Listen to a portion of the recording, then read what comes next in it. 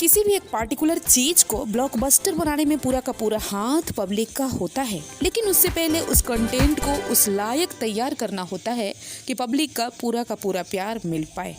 अब इसका ताज़ा उदाहरण बाहुबली जैसी मूवी है, जो शायद रिलीज होने से पहले किसी को भी नहीं पता था कि साउथ इंडस्ट्री की दशा ही पूरी तरह से बदल जाएगी और साउथ इंडस्ट्री एक नए रुख की तरफ चल पड़ेगी। ठीक उसी तरह हमारी भोजपुरी इंडस्ट्री में भी एक नई कोशिश, नई शुरुआत आप सभी को देखने को मिल रही है, जो है हर हर गंगे मूवी।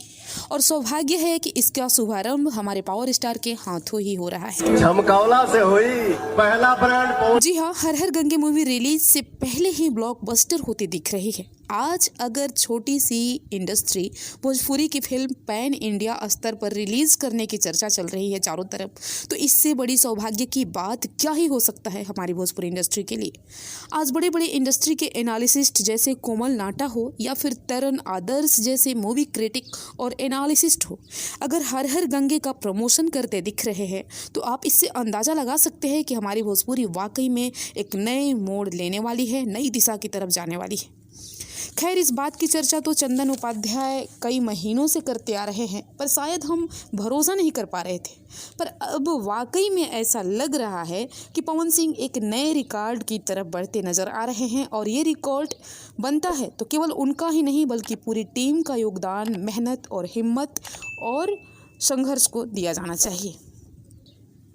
जिस समय भोजपुरी फिल्म सिनेमा हॉल में दर्शकों के लिए रो रही है कि कोई दर्शक आके हमारी मूवीज़ को देखे, ऐसे समय में अगर कोई भोजपुरी फिल्म पैन इंडिया स्तर पर रिलीज़ करने की सोच चल रही है, चर्चा चल रही है, तो वाकई में एक साहसिक कदम है।